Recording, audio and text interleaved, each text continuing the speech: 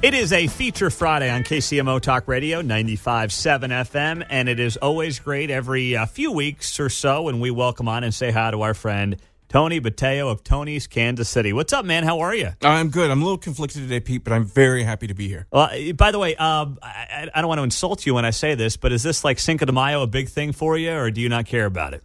So here's, again, conflicted. I love the contradiction. It's supposed to, I think everybody by now knows it's the Battle of Puebla. Not really. Nobody cares. Nobody ever cared about the Battle of Puebla, who is on this side. It turned into a drinking fest. It started actually in Kansas City, a student movement here. Wait. Cinco de Mayo started in Kansas City? Basically, the popularization of it. The student activists here, there was a big network of, right now they're trying to call us Latinx, and there's a new one, latrines.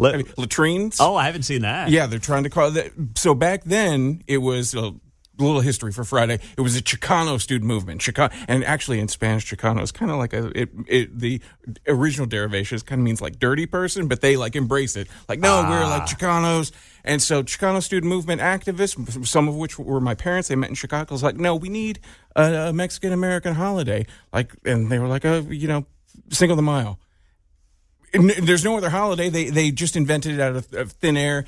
Long story short, too late, turned into a drinking fest, and now it's the biggest and best Mexican food and beer party of the year. I mean, it really makes a lot of money for Mexican restaurants from white people that want to get drunk. That's what it is, yes. Right?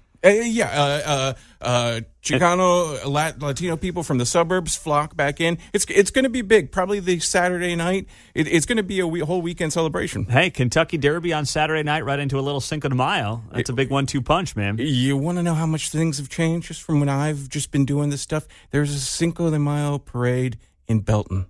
Is that right? There is. So, we talk a lot about the impact of immigration. It's a happy thing. Everybody's fun and smiling and eating tacos. But, immigration does change things. I never thought that there would be a Cinco de Mayo parade in Belton. And it's the one time a year I'll drink a couple Coronas, just for the movement, just for the cause, I guess. That's right, it. Right. All right. Well, I want to talk and start off our news conversation about a story on your website, Tony'sKansasCity.com, that I completely missed. And you had the exclusive that illegal aliens are transported and processed through Kansas City's new airport. And Kansas City is in the top 50 for airports that have this kind of flow of illegal aliens in and out of the airport. Doesn't mean they're staying here in Kansas City, but it is one of the top 50 airports for inadmissible aliens who flew into a port of entry between January and August of 2023. Miami's 1, Fort Lauderdale 2, New York 3, Houston 4, Orlando 5. But Kansas City looks like it's in the top 30 here on this list. And, of course, local media wasn't interested in that at all, Tony, right? No, not at all. And, I feel like sometimes it's nice. It's nice to get to learn your place in the world. Got this tip directly from D.C. Like, you did? Yes. They're Tony, here's a little treat for you. You've been a good boy. Here's the here's the treat for you. Here's the tip. You blow this thing up. And I did my best. It was out on socials, and somebody on social. Sometimes what's that old Malcolm Gladwell thing? There is a wisdom of crowds. Somebody's like, local media is going to bury this. He was right. Yeah, they did. I mean, of course, the Star's never going to touch it. Local TV news is too busy doing puppy lost in tree stories, so they're not going to touch it. And I admit I totally missed it. So I'm glad you brought it up to me right before the break, and we're talking about it now because this is something that should be getting a lot more attention. What else was in this story that got missed, if anything? Well, I think the thing that really got missed is it's documented. It's like they rank them. This is Homeland Security. It's not me being a conspiracy theorist. It's not me gossiping about the councilman with bad breath or somebody's DUI that doesn't get turned into DUI because the cop decides, I don't want to show up. On request from another congressman. Anyway, see, I love to gossip, but this is not gossip. I see what you did there. This is Homeland Security saying, hey, we ranked them for you. Here's where they're coming from. That's when we talk about the traffic jams at KCI, maybe this is some of it. I will put this up on my social media too, and I will link back to the Tony's Kansas City article. That way you can see it for yourself. I'm putting it up on X right now at Pete Mundo, and I will put it up on Facebook as well, because that's huge. And at least the people of Kansas City deserve to know that we have become one of the larger thoroughfares for inadmissible aliens who are flying into a port of entry, at least between January and August of 2023. So a lot happening in town. The stadiums. Let's get an update on that. We're a month today removed from reacting to the crazy results of that stadium election that went down in flames by 16 points. What's going on this week that you are watching? I like him. I know you guys joke about him. I like him, but we'll have to call it Manny's hot mess this week. Manny Abarca? Yes. It's, I feel for him because, if this was a move, he proposed this another mechanism to put the Chiefs back on the ballot and to put funding forward, some sales taxes. And I just think, if the Chiefs were really behind it, if this had any support, does it come out from, your county legislator doing an interview with a local TV news station on Thursday afternoon?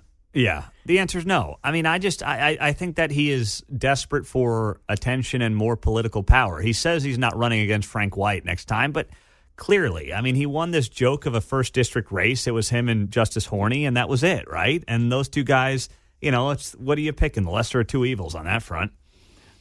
I wish there was more behind this. I really think that we're in danger of losing.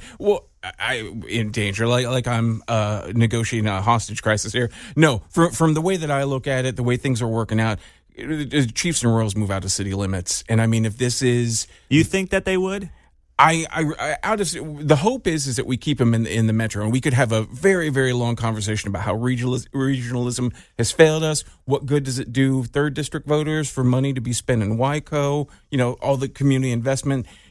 We could talk about that, but at the end of the day, no, I don't see them staying in city limits. And in 2031, when those stadiums are empty, I think people are going to look back and be like, oh man, we made a big mistake. Watching them on TV isn't really as good as having them inside city limits. And I know Mayor Quentin Lucas has kept on assuring us that we're going to keep them, but he also, when I think of that, I think here's the same guy that assured us on a much more important topic that we were going to get under 100 as far as the homicide count goes. Yeah. I mean, that was nowhere close and hasn't been, unfortunately, close to happening. But here's the thing. The people that live in the city that can afford to go to games, they'll go to the games in Wyandotte. They'll go. I mean, they'll go out there. I don't think that's a big deal to people, do you, if they were to move? No, and there's the whole argument. Patrick Tuohy can talk about the economics of it, but I don't see anybody in this whole country or this whole world saying that, oh no, it's great to send back-to-back Super Bowl champions out of town. Said nobody in the history of never. Mm-hmm. So I don't pretend to be an economic expert. I argued with my uncle who still wears disco clothes about protein chains during COVID. I was like, okay, you're still wearing a disco jacket. What do you know about protein chains? It's the same argument that I would have online with people talking about, the economic impact. You work at, this is a Wendy's. What do you know? So anyways, I just kind of go back to basics on that. I think that we're in for a really big reality check when neither team is inside city limits. Well, the Royals, it looks like, may try to cut a deal with the city of Kansas City, Missouri downtown. The Chiefs, makes all the sense in the world for them to just take over that complex. How good of a deal can Kansas offer them? I mean, I just think everyone's looking for leverage here right now. That's all this is. Chiefs have a good thing going out there. Why screw it up? That is true, and I don't know what sense it makes to move to Tornado Alley. I mean, I've been to the Legends, and it really is. It's a big field, and yeah, maybe people can drive there, but you're really talking some desolate circumstances. But what's the point? I mean, you got what you got there. You're just going to move across for maybe a little more money or a little more convenient of a deal. I don't see it. I think they're pissed. I think everyone's looking for a little bit of leverage, and I think if that means using Kansas, they'll do it. But it looks like Brian Platt, the city manager, may try to cut a deal with the Royals to get that Crossroads ballpark built without any voter input, right? I would like to see the mechanism, and I'll make this quick, but we've been spoiled. We've been spoiled by the legacy of Kaufman, by the legacy of Lamar Hunt, two dudes who built something like worldwide out of nothing. And, the current ownership really isn't like that. And I think we, as people from in Kansas City proper, need to adjust our attitudes and how we deal with the new ownership. We're not dealing with the same people. And I think we've been spoiled by probably two people, just like globally. Kaufman basically invented the consumer pharmaceutical industry. Lamar Hunt took nothing, something that people like, we want to watch college bowl games. Who cares about your stupid pro football? Nobody, those guys are hobos. They should be working at hardware stores. It's the biggest show in the world. Mm-hmm. And the whole world watches it. So we've been spoiled by the legacy of those guys, and we're not dealing with those guys anymore. Some Kansans, Tony, are upset with your description of the Legends as Tornado Alley. They're saying at least it's not Pothole Alley where I'm blowing out tires going to and from the game there in KCMO with those disastrous roads you've got over there. That's fair. Okay. Yeah, all right. Just tit for tat. That's what they're saying on the Kansas side of the state line right now.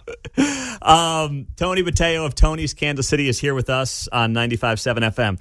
All right. The protests, KU right now has the biggest Palestinian protests going on in the region. UMKC had a couple of bored knuckleheads show up earlier in the week. What's your takeaway from this? I like the title. The title is like just the most ridiculous thing. It's the Liberation Zone. And this is my school. This is a college that I went to. It's a college that my parents went to. UMKC? Yeah. Okay. It's a college that my parents went to. So is there a hall named after you yet? Or are they working on that? There should be once they defund. Miller Nichols got changed. I think it's just Miller. Oh, really? Yeah, that was our student library. Gosh. Lots of anybody who really goes there knows that for years there's been illicit on the fourth floor. There's this fear, don't, whatever you do, just don't go into the fourth floor bathroom. Just don't go. Oh, really? Yeah. It's just a weird meme that started in the 90s, continues. Okay. Yeah, so maybe they named the bathroom after me. Yeah, that's fine. You get a stall or something, that's right? Right. This is right. Tony's. So the protests themselves, I mean, I don't think any of these kids know what they're doing. There's some wannabe local influencers who are showing up and trying to be loudmouths on social media. What do you make of this? No, it's UMKC, and it's exceptionally pathetic because it's the same thing that Chris Kobach pointed out with the Kansas protests, which are a little bit more high flying. And KU campus is so much nicer. I want to occupy. The KU campus, right? I don't want to be too much of a creeper about it, but right outside of the sorority row, I'd like to occupy that with some binoculars, roast some hot dogs. Don't get yourself in trouble now. I don't want to get you arrested here, Tony. No, that's just theory. We're talking college, just theory. So anyways, no, UMKC it's exceptionally pathetic because it's a little zone. I think they were fighting security guards, not fighting, but tussling with security guards over they were trying to take away some chairs because they weren't supposed to have their chairs there. Yeah. And oh no, we have to fill these chairs. And but back to the more important point, Chris Kobach pointed out at KU, BDS, we have an anti-BDS law, and this is what you're asking for, which, it broaches the whole line of, which is a discussion for you to have with a smarter person about what anti-Semitism is versus this protest and how they really kind of skirt the line between it. And not everybody. If you're chanting from the river to the sea, you are chanting about the destruction of the state of Israel. That's right. That is anti-Semitism. That's not about pro anything, human rights, Palestinians. That's literally talking about the elimination of Israel. That's what you're talking about. Yeah, and so at UMKC, you have the same arguments, basically. And Missouri also has the same law that Chris Kobach was talking about. There's an anti-BDS, which was actually more carefully crafted. They debated that thing for a couple of years in Jeff City. So the same, and it's just the idea, the measly 1.5% of the student endowment is, we'll take that from their Iron Dome. Yeah. It just does, it's... Please. Yeah. It's so dumb. Hartzell in his hat, I just wish that... Hartzell, as some call him. Yeah, and his dumb hat, and his so dumb, oversized hat. You just wish that there was something that more. I'm all for not killing people. The less people killed, that's great, of course. But when they get down, when you really get them down to brass tacks, oh no, we're they're stupid.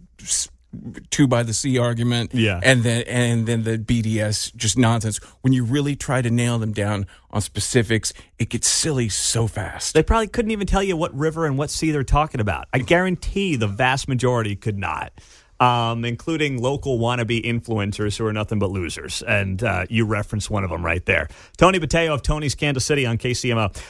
Police department in KCMO, what's going on? It sounds like there's some drama brewing. You wrote about it this week. What should we be watching as maybe there's a, what's the best way to put it? Maybe a chink in the armor for leadership there.